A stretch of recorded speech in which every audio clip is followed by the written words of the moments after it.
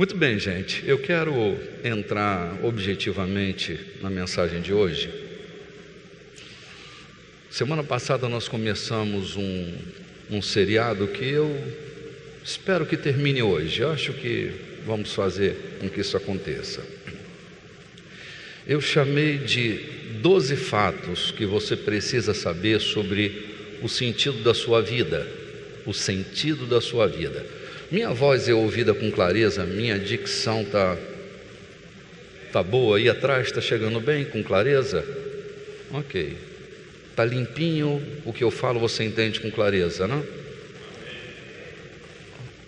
Alguns pontos estão surdos, então procure encontrar algum lugar que você escute com clareza, porque nós temos mesmo esse problema aqui, até que a gente faça o devido tratamento acústico, a gente vai estar enfrentando essa situação. Semana passada, eu dizia que durante a semana eu li um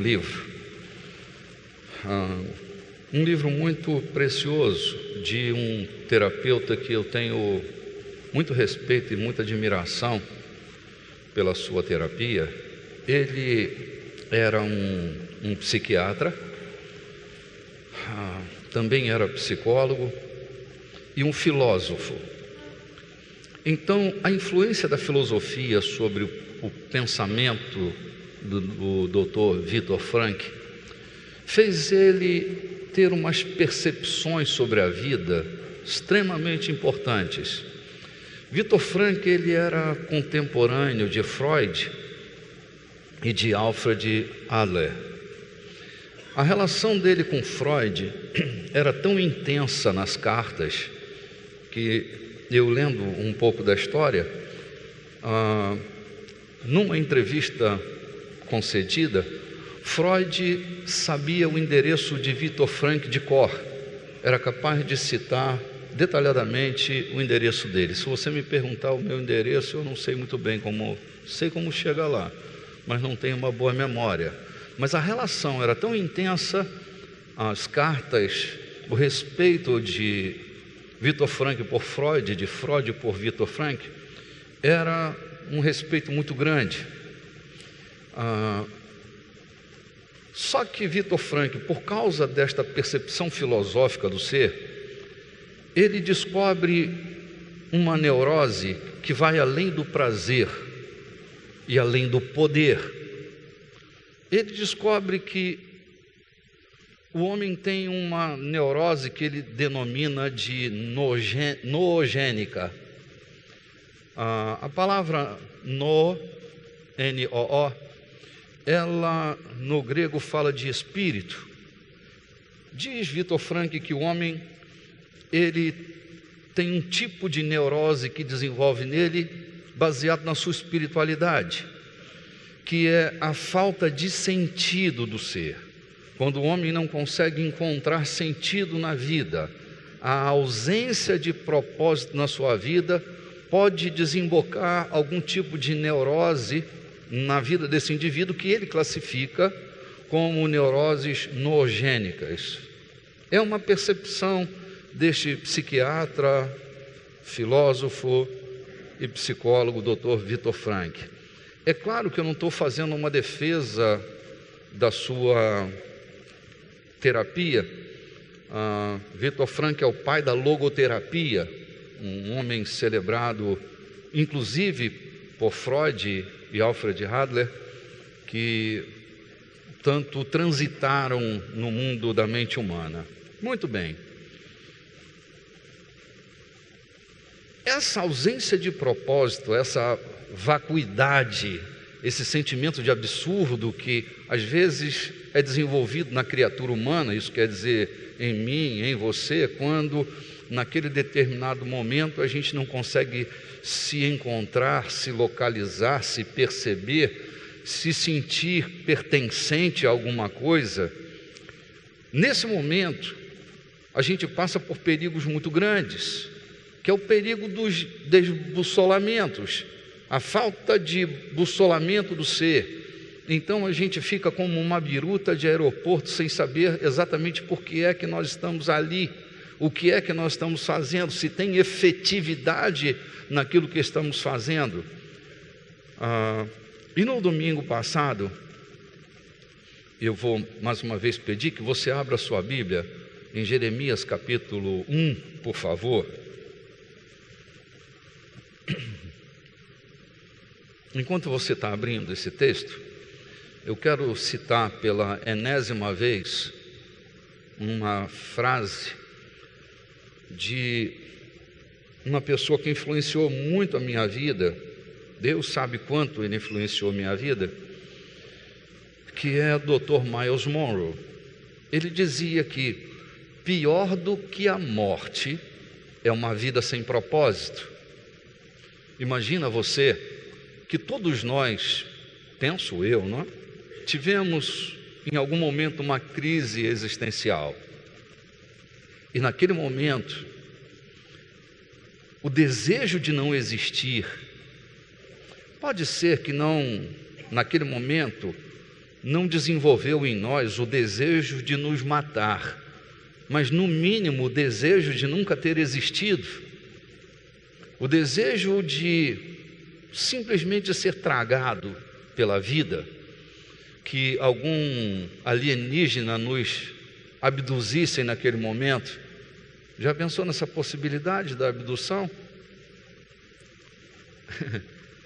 É verdade, eu nunca tive coragem de me matar, mas eu já tive o desejo de não existir. As pressões, às vezes exercidas sobre o nosso ser, são pressões tão absurdas, elas nos desorientam de tal maneira que não existir talvez seja a melhor coisa que aconteça na nossa vida naquele momento. Muito bem. Dr. Myles tinha razão. A falta de razão, a falta de propósito, a falta de sentido na vida, esse não é um problema, senão uma crise do ser.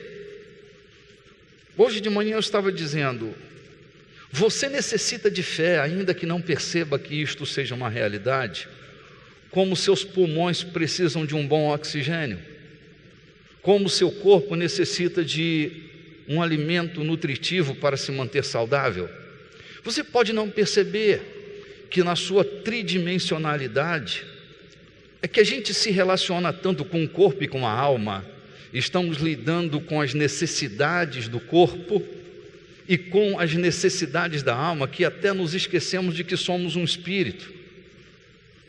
Estamos tão ocupados em cumprir com os expedientes das nossas necessidades, sejam elas emocionais ou físicas, biológicas, que nos esquecemos de que nós somos um espírito e que o nosso espírito, o mundo do nosso espírito é espiritual.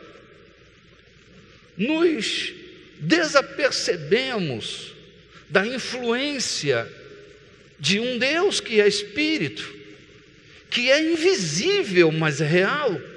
Você é invisível. Para se manifestar na terra, você usa um corpo para se tornar visível na dimensão desse planeta, mas você é um ser tridimensional. Você é um espírito, possui uma alma e habita num corpo. E as crises existenciais, elas são geradas a partir dessa falta de orientação do teu ser, essa vacuidade pela qual o gênero humano passa, que é comum a mim e a você. Todos nós passamos em algum momento da vida, ou mais do que em algum momento na vida, passamos por essa crise existencial. Jeremias capítulo 1, versículo 5, nos fornece um texto que para mim é de um consolo e de uma segurança tão grande. Olha o que diz o texto. Esse texto é um texto que o profeta dá voz à divindade. Então é Deus falando, é a voz de Deus, ok? Ela foi registrada da seguinte maneira: antes que eu te formasse no ventre materno, eu te conheci. E antes que saísses da madre te consagrei, e te constituí profeta às nações. Então lhe disse eu: Senhor Deus, eis que eu não sei falar, porque eu não passo de uma criança. Mas o Senhor me disse: não digas, não passo de uma criança, porque a todos a quem eu te enviar irás, e a tudo quanto eu te mandar falarás. Não temas diante deles, porque eu sou contigo para te livrar, diz o Senhor. Essa história é a história de um homem, narrada que o relacionamento dele com Deus precede ao seu nascimento, nos remetendo ao entendimento que a história dos homens não começa com o nascimento. Antes de nós nascermos neste planeta, Deus já nos conhecia. Deus sabe do teu endereço, conhece tuas necessidades, porque Ele escreveu tua história. Você não está fora de controle mesmo quando você acha que está. Porque às vezes nós temos a sensação de que nossa história está sem controle, porque ela saiu do nosso controle. Eu quero te assegurar de que mesmo que tudo tenha saído do teu controle, nada saiu do controle de Deus. Você está seguro nas mãos de um Deus que conhece você antes mesmo de você nascer. Imagine, Jeremias. Jeremias era filho de um sacerdote, destinado na hierarquia do sacerdócio para assumir o sacerdócio na sua época de vida. Estava sendo treinado para isso. Ele nasce dentro de uma família de sacerdotes e será treinado para ser o próximo sacerdote, o primeiro ministro da nação. O sacerdote era um conselheiro mor, era aquele que decidia coisas junto com o rei. Ele foi treinado politicamente para isso, ele foi treinado espiritualmente para isso, ele foi treinado emocionalmente para isso. Todavia, não foi isso que Deus decidiu na vida dele. A decisão de Deus, antes mesmo dele nascer, é que ele seria um profeta. A nação está em crise. A nação é capturada e levada para um cativeiro. E Deus levanta na contramão da expectativa dos homens um profeta que deveria ser sacerdote. Sabe o que eu imagino às vezes? É a minha imaginação. É que muitas vezes nós estamos fazendo aquilo que nunca deveríamos fazer. Estamos fazendo porque a pressão financeira nos empurrou para lá. Estamos ali porque a pressão da necessidade que nós tínhamos nos levou a mergulhar naquela universidade. Nos formamos por causa da pressão da expectativa da família, mas nós estamos completamente na contramão daquilo que nós temos para fazer. Então, a sensação clara de que não há conexão entre aquilo que eu nasci para ser e aquilo que eu estou fazendo, fatalmente me levará a uma neurose noogênica, a uma desorientação, a um desbussolamento. A sensação de incompletude possuirá nossa alma, possuirá nosso espírito, nos levando neste momento a desejar a morte como uma saída. Quero dizer a você que ainda dá tempo de você ser aquilo que você nasceu para ser. Nós cantamos uma canção ainda há pouquinho. Esta canção diz assim: o teu envio me faz reinar, o teu chamado é meu viver. Pensa nessa letra. Foi muito bem escolhida, o repertório de hoje foi bom para a gente poder transitar nisto. Pense aqui. A excelentíssima Sônia Hernandes na sua poesia séria e responsável, diz: o teu envio me faz reinar, e o teu chamado é o meu viver. É que há uma história, o chamado de Deus é uma história que ele escreveu a nosso respeito.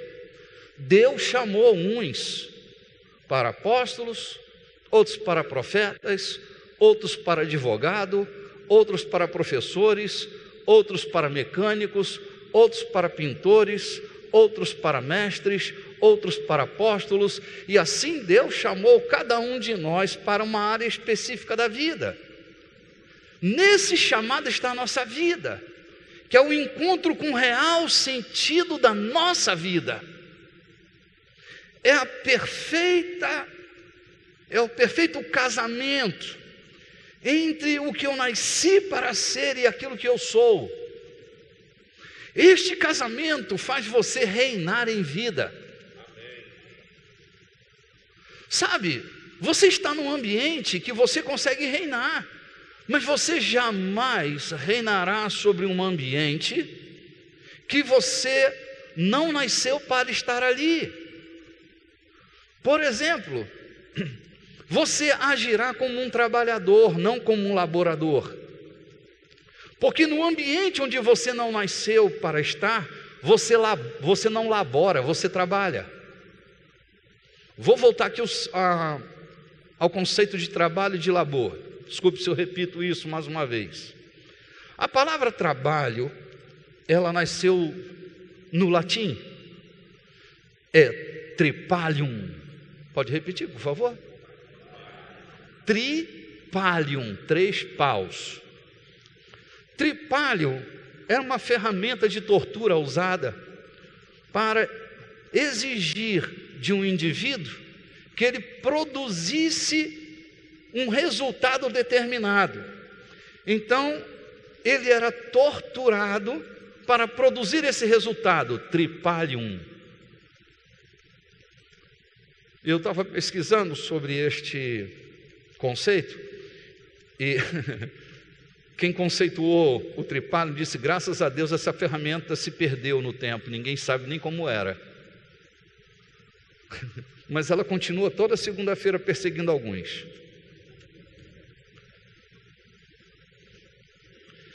Desde menino, olha que eu já não sou menino tem tempo, viu?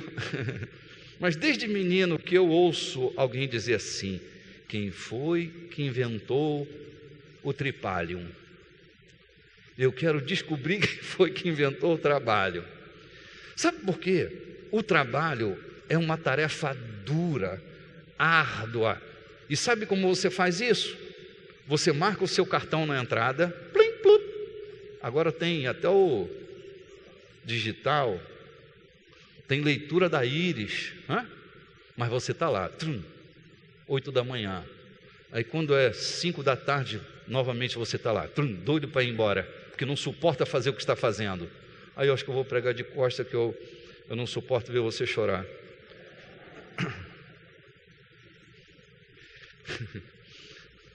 Eu trabalhei numa empresa uns bons anos da minha vida. Como eu via pessoas torturadas durante toda a semana, elas não queriam estar ali, mas elas não fizeram nada para encontrar a conexão de volta para a sua vida. Elas seguiram a necessidade de pagar contas, elas seguiram a necessidade de comer e nunca tiveram coragem de tomar uma decisão no sentido daquilo que elas eram de fato. Necessidades são perigosas. Você é maior do que as necessidades que você tem. Tão fortes, hein? Eu disse para você que o seu destino, sua vida é maior do que as necessidades que você tem. Sejam elas quais forem. Sua vida é maior do que suas necessidades sexuais. Então você não precisa ceder aos caprichos de uma quebrete piriguete que anda pela rua. Você é maior do que a necessidade sexual que você tem. Ela é real, ela é forte, mas você é maior do que ela. Você também é maior do que a necessidade de comer, de vestir e de se relacionar. A tua vida tem mais sentido do que as necessidades tentam impor como uma ditadura do teu ser, uma falsa realidade. Você é maior do que tudo isso. Quando eu via no portão da fábrica, a cada peão que entra, peão não, como que chama agora? Colaborador, né? Cada colaborador entrando pelo portão e marcando o seu cartão, antigamente dava uns tiros, né? Era uma máquina. E esses caras ficavam doidos para chegar a hora de marcar o cartão de saída. Às vezes, eles terminavam meia hora antes, iam tomar banho, se arrumar, ok? Depois marcava o cartão. Laborar, diferente de trabalhar, é aquilo, labore, vem de um resultado que produz prazer. Você fica torcendo para chegar segunda-feira, para começar a dar a tua aula. Estou falando com os professores vocacionados aqui, né? Deve ter algum. Não é possível que com tanta gente não haja. Obrigado, Antônio. Ok. Doutor Antônio. Quando chega, meu Deus, eu estou doido para chegar segunda-feira. Sabe qual é o melhor dia para mim? Domingo. Porque eu descarrego todas as minhas criatividades no domingo. Não deixo você dormir, nem no culto, nem em casa, porque você fica pensando e não dorme. Nossos ambientes mais produtivos são os que mais nos atraem. Há pessoas que ficam esperando um feriado para fazer aquilo que elas deveriam fazer e não têm coragem de fazer. Sabe o que é hobby? Hobby é aquilo que você deveria fazer para o resto da sua vida, não teve coragem, fica esperando um feriado para fazer. Compreende? Eu sempre trago ao palco o Guga, o tenista. Lembram do Guga? Jogar tênis era sua profissão ou seu lazer? Seu lazer. Era seu lazer ou sua profissão? Sua profissão. Ou seja, seu prazer e sua profissão estavam unidos naquele momento. Quem labora fica pensando no que vai fazer lá na frente. Contei para vocês, outro dia eu estava num voo e estava lendo uma revista. Era uma entrevista com o menino não, hoje já não, mas o menino, né? Quase avô já, o Neymar. O cara perguntou a Neymar assim: Neymar, como foi aquele drible que você deu e meteu aquele gol? Ele disse: aquilo já estava aqui há muito tempo, eu só estava esperando uma oportunidade para realizar. O que você pensa quando você não está fazendo alguma coisa? Isso é indício daquilo que você deveria estar fazendo. Pode ser um indício. Tudo bem até aqui, gente? Estamos em paz? Sempre muito entusiasmo, mas nós vamos partir agora. Eu vou saltar todas as alternativas que eu dei e vou a uma quinta alternativa hoje. A sua missão vai determinar o que é importante para você. E não se engane, suas prioridades, elas são o indício da sua missão. Aquilo que você prioriza na sua vida. E não tenha medo de descobrir e ter coragem de ser confrontado pelas tuas prioridades. Há pessoas que estão fazendo coisas hoje, mas as suas prioridades são outras. As suas prioridades são declarações fortes do teu senso de missão. Descobrir o que é importante para você pode ser uma chave de libertação. Há pastores que deveriam acordar, porque suas prioridades não é apacentar a gente. E descobrir isso não é uma desgraça, é uma graça. Há advogados que deveriam fazer outra coisa, porque eles pensam o tempo inteiro, eles constroem o futuro um tempo inteiro distante do direito. Os códigos são verdadeiros adversários para eles, não são o objeto da sua paixão. Então, olha para dentro de você, enquanto você pode, até os 105 anos dá tempo de você mudar e encontrar a razão da sua vida. Querido, ganhar dinheiro não é a razão da sua vida, pelo amor de Deus. Se você construir um futuro baseado enquanto você ganha, você vai ser um rico infeliz, frustrado, recalcado. Você deve conhecer algum rico recalcado, rico insatisfeito, rico infeliz. Quando você pensa na sua vocação. Pensa naquilo que Deus chamou você para contribuir para o destino do planeta. Você foi chamado por Deus para ser um operador de libertação nesse planeta. Não pense pequeno, não pense restrito. Não é possível. Deus faz duas pessoas se encontrarem, teu pai e tua mãe. Tu não devia nunca ter nascido, mas Deus proveu esse encontro. Você nasce desse mistério da vida, da conexão de duas genéticas.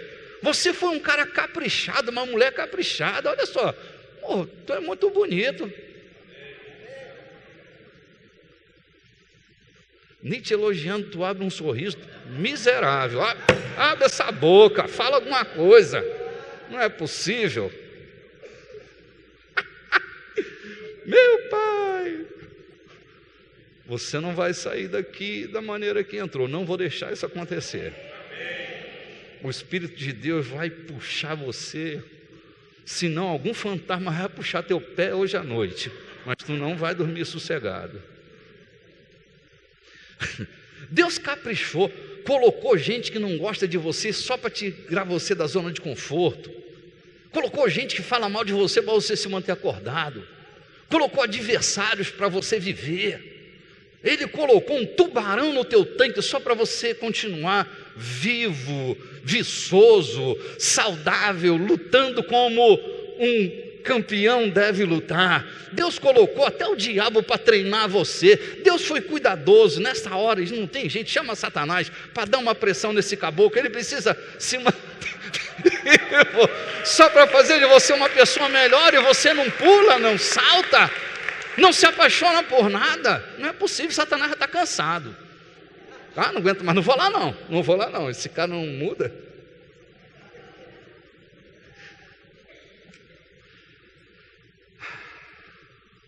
Descobrir as prioridades, olhar para elas e encontrar um novo mundo pode ser a sua chance. Eu treinava uma igreja durante um período, encontrei uma mocinha que, enquanto eu falava coisas como essa que eu estou falando para você, quando terminou um culto, ela veio falar comigo. Ela disse: bispo, eu tenho medo de descobrir quem eu sou. Não estão muito distante. Alguns de vocês têm medo de descobrir quem são. Estou te falando a verdade. No duro. Alguns de vocês, mesmo sem conhecer, não estou subestimando, eu estou constatando o que eu conheço da mente humana. Há pessoas que têm medo de descobrir quem são e descobrir que já tem 30, 40, 50 anos fazendo o que nunca devia ter feito. E como é que vai fazer agora? O medo. Aquela moça me disse: eu tenho medo de descobrir quem eu sou, porque me disseram que eu era a bruxa do 71. Sabe o que é a bruxa do 71? Do personagem Chaves. Dona Clotilde, obrigado. Quem me deu essa dica foi Paulinho. Eu disse: como é bruxa do quê? 81, 61. Eu disse: é a bruxa do 71. Ela disse: eu acredito que eu sou a bruxa do 71. Eu sou feia, não consigo aprender, eu tenho um problema que o médico diagnosticou e disse: ela nunca vai ser alfabetizada, ela não tem capacidade sequer para ser alfabetizada. E ela disse: então tenho medo de descobrir, por exemplo, que eu sou uma professora. descobri que eu sou uma advogada. E durante todos esses anos eu me acomodei tão bem. Eu me sinto e me percebo a bruxa do 71, que eu não tenho coragem de mudar isso. Eu já preparei minha cabeça, olha o que a garota estava pensando ali, eu já preparei minha cabeça para morrer como a bruxa do 71. Alguns dos meus amigos já se acomodaram. Eles acham que são o que são até aqui. Eles acham que não tem futuro melhor. Talvez achem que o melhor que aconteceu na vida deles foi no passado, que Deus não tem habilidade, criatividade para fazer um futuro melhor. Então estão se acomodando em ser uma lasqueira. Entende? Não tem coragem de protagonizar coisa nenhuma. Porque o que ouvem de seus pais, de seus maridos, de suas mulheres, dos seus pares, da sociedade, não os encoraja a mudar. Eles têm medo de protagonizar, porque ser um criado mudo da sua história, criado mudo é um personagem do teatro, aquele que entra mudo e sai calado, o cara é só... Tem gente que é assim na própria vida, ele é só um móvel parado, que não protagoniza nada. Na sua própria vida ele não é protagonista, ele é um detalhe que ninguém percebe. Mas ele vai morrer assim, porque ele já se acomodou.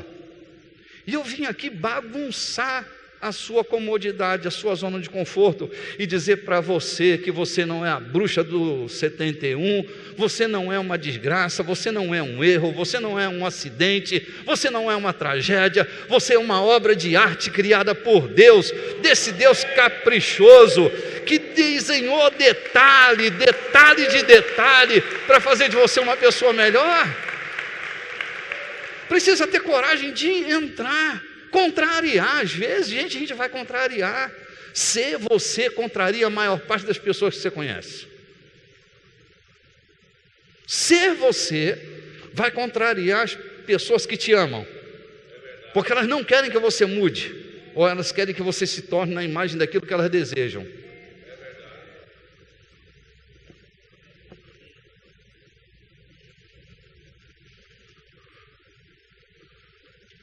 Vamos lá, ao próximo passo, tudo bem, gente? Vocês me entusiasmam sempre muito para eu continuar. Muito obrigado pelo apoio. Isso aqui pode ser legal, ó. O que te causa ira, o que te irrita, pode ser indício de algo que você foi comissionado para corrigir. Imagina você, Moisés. Eu não vou aos detalhes do nascimento de Moisés, mas Moisés nasce e há uma perseguição brutal. Eles estão procurando todas as crianças que nasceram naquele momento da história para matar. É sempre assim. Aconteceu com Jesus, aconteceu com Moisés. Toda vez que nasce um libertador, há uma conspiração planetária para destruir esse libertador. Deve ter algum aqui assim, né? Que vivem tentando destruir você, anular sua reputação, né? Humilhar você, subempregar você, ridicularizar você. Tentam matar você de alguma forma, porque sabe que o dia que você descobre quem é, você traz libertação para o lugar onde você está. Está melhorando, gente. Vou começar a pregar agora então. Oh, glória. Quando Moisés, criado no berço do Egito, considerado filho da filha de Faraó, não vou explicar detalhes da história, porque estou imaginando que pela plateia que nós temos aqui, vocês conhecem bem esta história. Moisés, ele ia muito bem, mas numa crise existencial, porque mesmo sendo considerado o príncipe da maior potência da sua época, o sentimento de incompletude era uma dialética sem fim, um discurso que parecia uma saga interminável. Um dia, Moisés vê um egípcio, porque assim, gente, Você pode estar na pele de um egípcio, mas se seu espírito for de um judeu, não há conexão e não há compatibilidade. Você pode ser um homem vestido na pele daquilo que desejaram que você fosse. Lembram da crise de Jacó? Era um Israel vestindo a pele de Jacó. Assim, pessoas que vivem debaixo do delírio da expectativa dos outros, elas têm a sensação de incompletude, porque você é governado pelo que esperam de você. Você nunca é o que é, você sempre é aquilo que desejam que você seja. Estou falando grego? Não. O maranhês está caprichado? Hein? Obrigado. Quando Moisés vê aquele egípcio tentando matar, surrar de forma violenta aquele judeu, aquilo que lhe deu ira revelou quem ele era. Escândalo da Petrobras gera o que dentro de você? Glória a Deus. Agora vem o BNDES. Muito obrigado pela providência.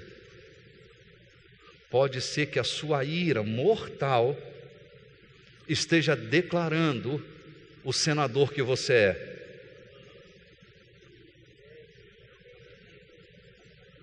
Tu está pensando que eu estou doido? Tô louco. Por Jesus eu fico louco. Tô louco, por Jesus.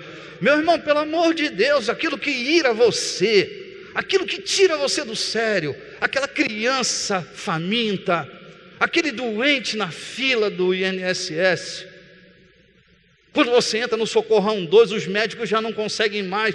Quem sabe o próximo diretor do Socorrão 1 esteja aqui entre nós. Me veja aqui bem, hein? Ó, se eu for parar lá, olha bem para mim aqui. Pode ser que você seja meu salvador naquele lugar. Aquilo que incomoda você, pode ser esta a sua área de libertação e você nem sabe. E você fica irritado.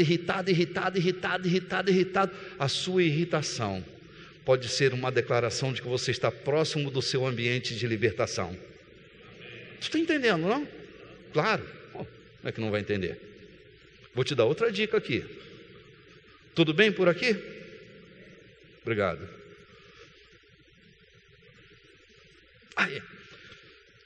Coligado a esse conceito, eu quero dizer que o que entristece você é um indício daquilo que você foi comissionado para levar à cura.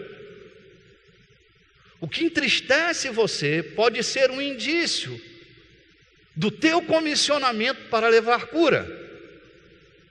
Outro conceito. A sua missão requer estações de preparo. Repeat, please.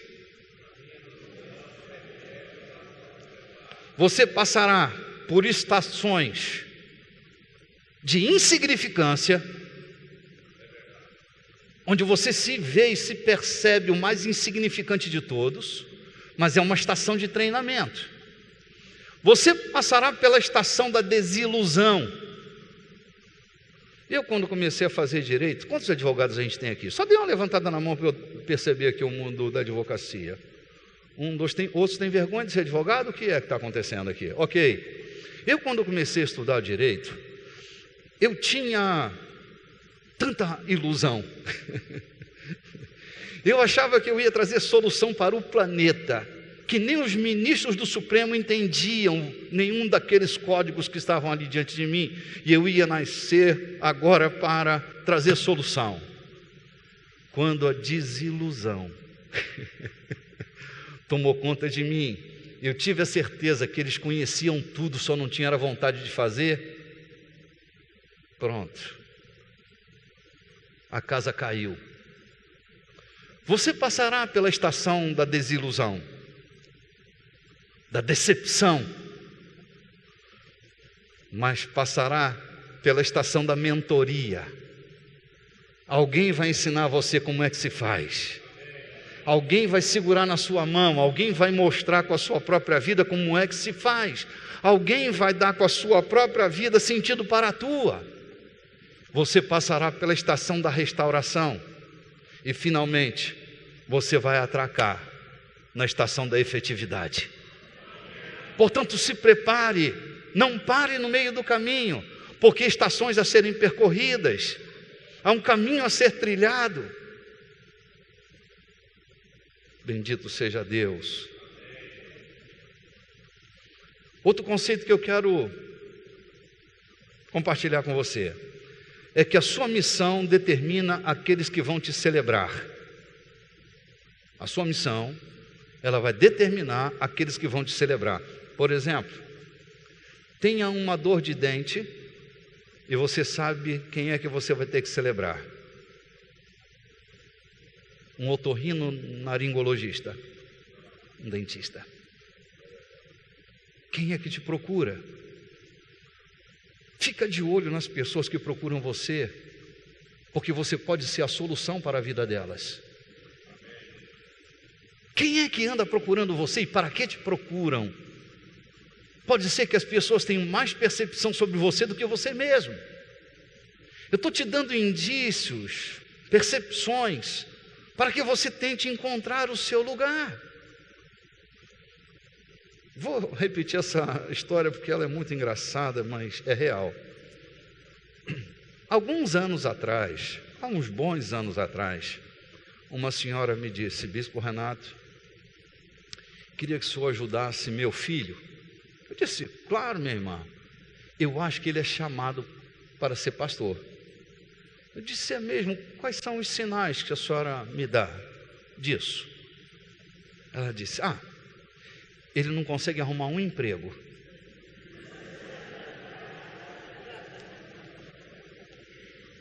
Pirou. A senhora acha que a vocação dele de pastorear, assim, ele procura pessoas para cuidar, ele não pode ver alguém chorando. Sabe por que Barnabé é chamado de Barnabé? O nome de Barnabé não é Barnabé, é José. É José, apelidado de Barnebie. Barnabé, Barnebie, Bar, filho, né? Bar Jona, Bar Jesus, Bar, filho. Barnebie, o filho da consolação.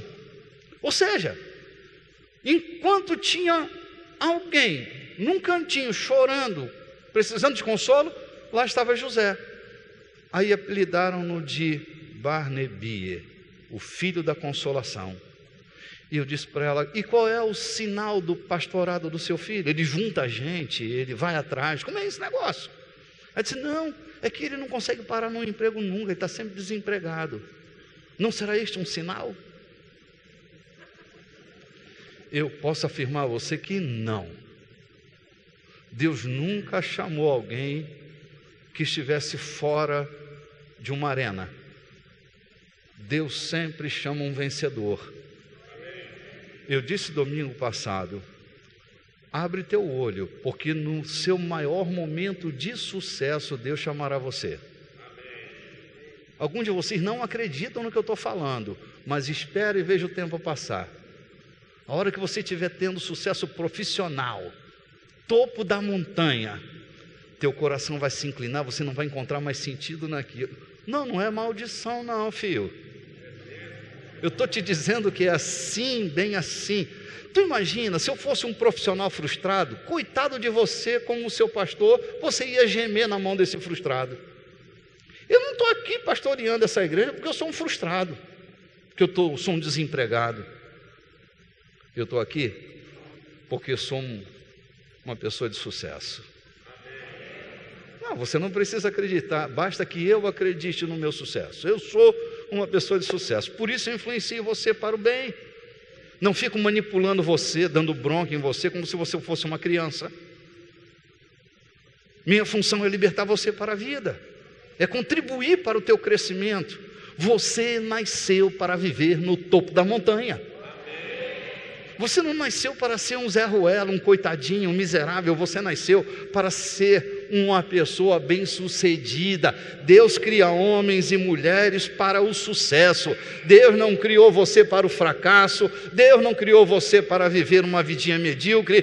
Deus criou você com a capacidade de sonhar, de crescer, de idealizar, de romper com seus limites. Ele colocou em você um espírito ousado, intrépido, para que você fosse uma pessoa bem-sucedida, que nenhum inferno pode deter você. Ele colocou dentro de você o espírito da ressurreição, para que em cada inferno que você se meter, o espírito resiliente de Jesus Cristo, que está dentro de você, vai arrancar você daí, desse submundo, desta relação underground com a vida, e vai colocar você lá no topo da montanha.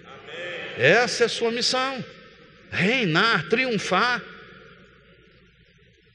Ah, bispo, Deus não me quer assim, um coitadinho. Não quer. Tu sabe o que é um coitado, né? Tu lembra de onde vem a palavra coitado?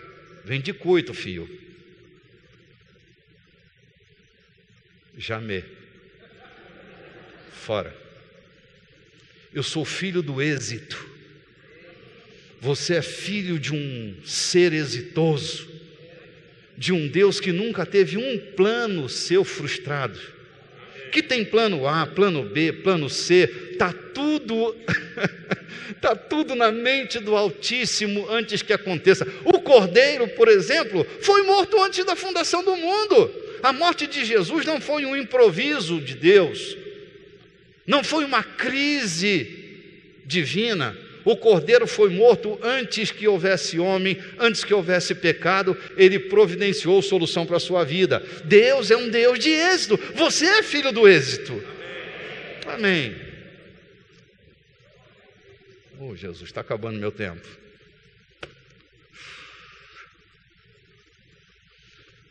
É um conceito que a gente já conhece bem, mas eu quero tocar nele. A sua provisão só está garantida no lugar da tua missão. A tua provisão só está garantida na tua missão. É que provisão, ela se deriva da visão. Pró é a favor, é para. Visão. Quando Deus dá a um homem uma visão, Ele também dará providência para o cumprimento da visão. Portanto, não tenha medo do teu chamado. Seja ele qual for, você vai acabar os teus dias tendo muito sucesso nesta terra. Você libertará meninos e meninas, você libertará mães, libertará drogados, você libertará, onde você colocar o seu pé, você libertará pessoas da ditadura do fracasso. Você será um libertador, porque a sua essência é a essência daquele que nos libertou do império das trevas e nos colocou no reino da sua luz. Você é resultado dessa conjunção.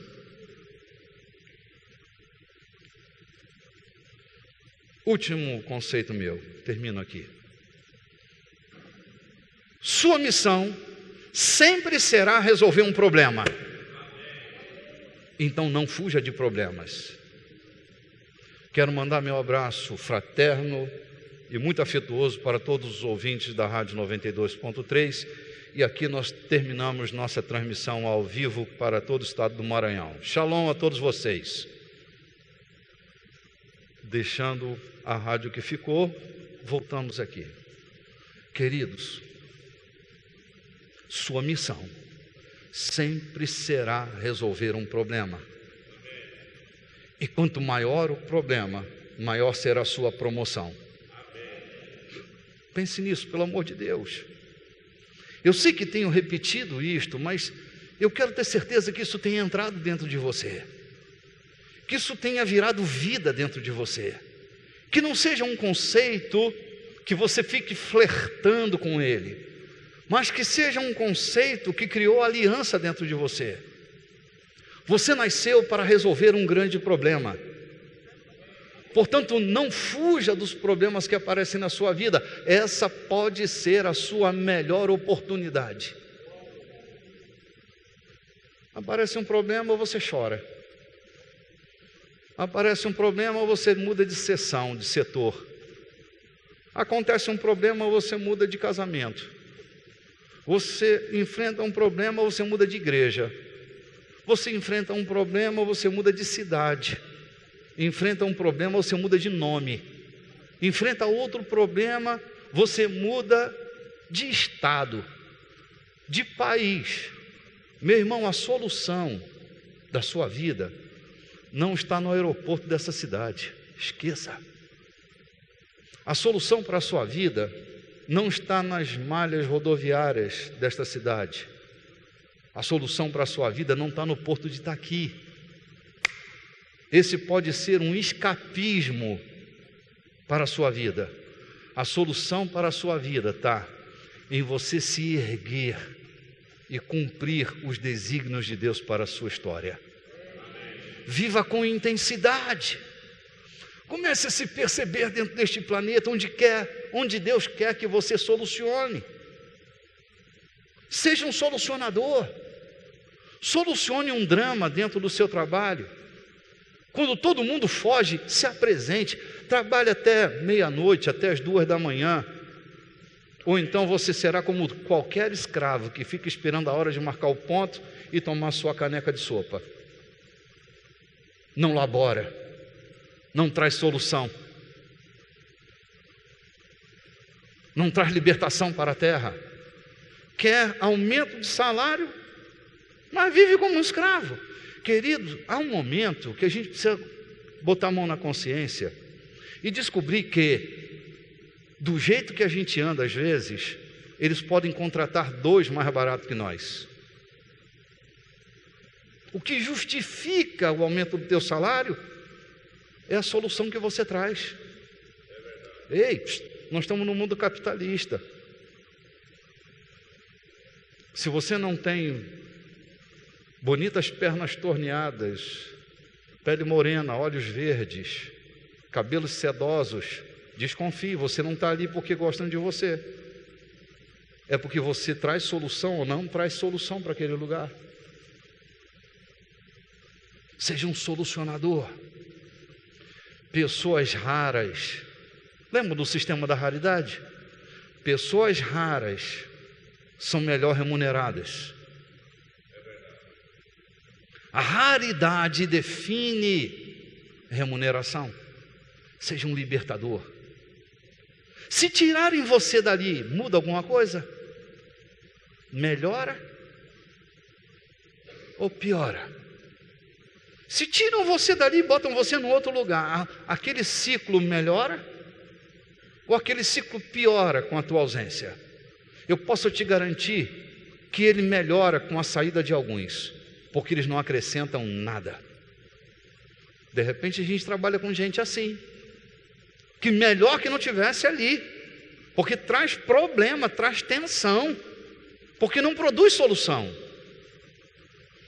A sua missão, a minha missão, não é dedo de acusador não, tudo bem? Aqui é a empolgação de pregador. Sua missão, ela sempre estará ligada a resolver um grande problema. Se você quer destaque, resolva um mega problema e você logo será destacado no lugar onde você estiver. Por favor, entre, diga ao mundo para que você nasceu. Mostre para pessoas por que é que você existe. Muitos estão na melodia de Raul, nosso irmão Raul, sentado, com a boca escancarada, cheia de dentes, esperando a morte chegar. Paz do Senhor, irmão Raul, que Deus o tenha em bom lugar. Não seja você um que fica sentado, esperando. Na minha cidade tinha um homem, ele era um cantor evangélico. Então, ele gravou um disco, ele estava passando a pior crise da vida dele. Então, ele gravou um disco que o tema principal era Jesus volta logo. Jesus volta logo, vem me buscar. Já não aguento mais Satanás neste lugar. Jesus, vem me buscar. Eu botei um apelido nessa música, chamei-a de escapismo histórico. Ele vendeu um bocado de disco, e tem muita gente querendo ir embora. Deus traz você para aqui, tu quer ir para lá. Tu pirou, só pode ter pirado. Deus coloca você aqui para resolver problema, e tu não resolve, quer voltar. Não é contramão, contrassenso? Mas tudo bem. Aí a coisa melhorou, ele vendeu essa loucura, ele vendeu. Porque eu acho que um monte de gente também pensava como ele, comprou o disco. A coisa melhorou, a condição financeira deu uma levantada. Ele gravou o segundo disco. No segundo disco, o tema também era a volta de Jesus. Mas ele dizia assim: Jesus, espere um pouco mais. Não volte ainda não. Ainda tenho muita coisa para fazer aqui na terra.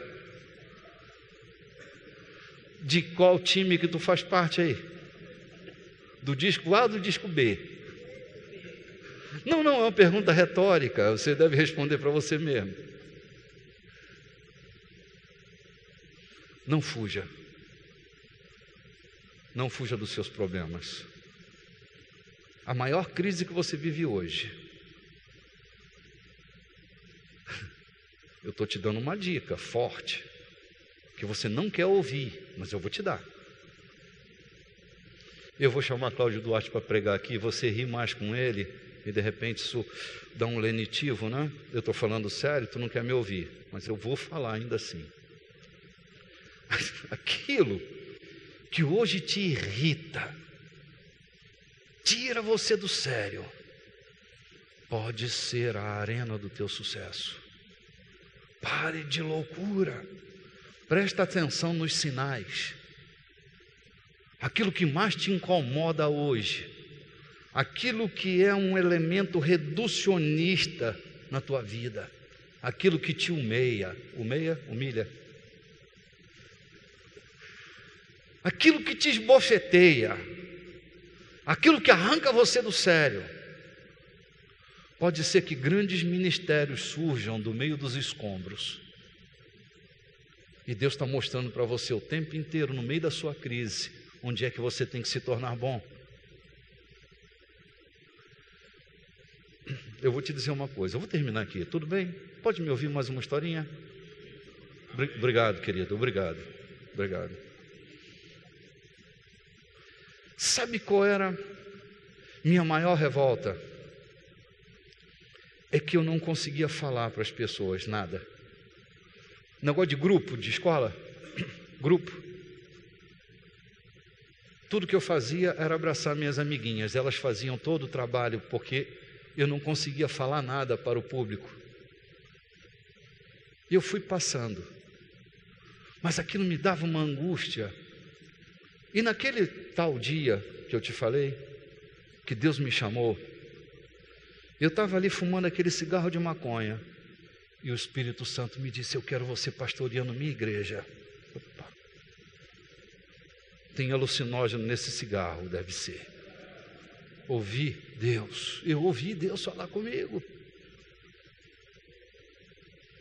Eu disse: Jesus, temos um problema. Eu não sei falar para as pessoas, eu tenho vergonha, eu olho assim, eu morro de vergonha. Eu fico desesperado. Eu entrei em pânico dentro da sala de aula para falar para meus coleguinhas: como é que tu está me chamando para pastorear uma igreja que eu tenho que pregar para a gente? Olhar no olho das pessoas, como é que vai ser essa loucura? Eu vou te dizer como é que eu fiz isso. Eu abri o espelho da minha casa, do quarto, né? E dizia: a paz do Senhor. Comecei a dialogar com o espelho. E comecei a pregar para mim. Tudo errado, eu não conhecia nada de nada, mas eu estava lá insistindo. Eu sabia que aquela era a minha área de libertação. Meu irmão, se arrancar um microfone de mim, eu morro. É minha vida, pregar a minha vida, não sei fazer outra coisa. Hoje eu estou perdido, fora desse ambiente. Ah, meu irmão, não foi suficiente. Tinha uma cachorrinha lá em casa chamada Bactéria.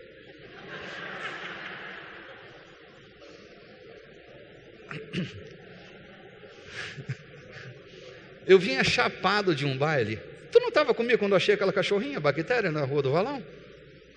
Rapaz, eu vinha chapado, encontrei uma cachorrinha, mas parecia uma bactériazinha. Eu levei para casa e meu tio falou: rapaz, tu tem cara de bactéria. E virou bactéria.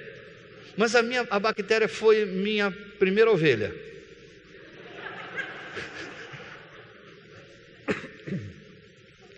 Minha mãe está lá da Argentina nos ouvindo hoje. Lembra, não, mamãe, da bactéria, aquela loucurinha?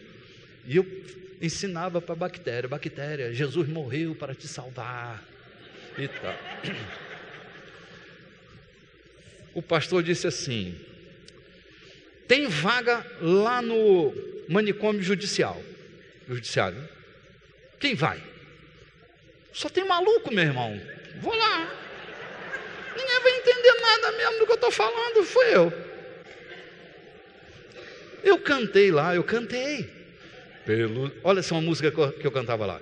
Pelos reveses tristes desta vida, sem ter aonde o meu barco ancorar, Jesus é o porto seguro. Vocês não gostaram? Mas eles amaram.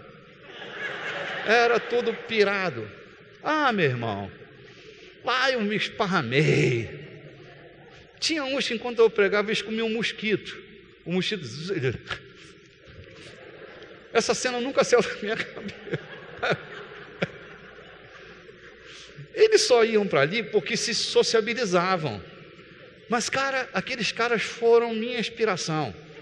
Porque eu pregava, eles davam glória a Deus. O que vocês não fazem aqui? Às vezes eles faziam lá, faziam uma festa.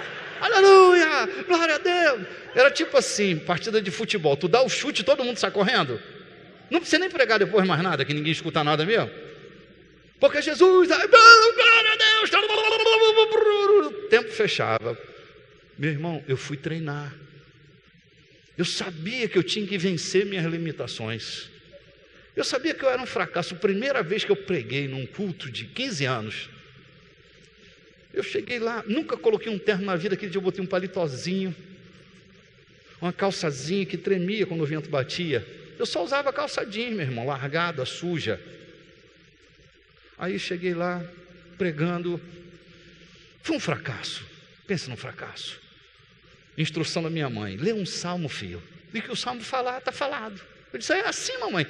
Sim. Ela ainda pegou um texto assim, ó: abre a tua boca que eu tá encherei. Falei: moleza, eu vou abrir a boca, Deus vai falar. Cheguei lá com aquele salmo decorado, li umas 300 vezes aquele salmo. Pois é, gente, como o salmo disse, bem falou o salmo, está falado. Entendeu? Porque o salmo falou, então glória a Deus, né? Né? Essa muleta vocálica, doutor Antônio, né? Porque aí, né? Paz do Senhor, né? Glória a Deus, né? Ah, meu irmão, pense numa loucura. Quando eu terminei aquele dia,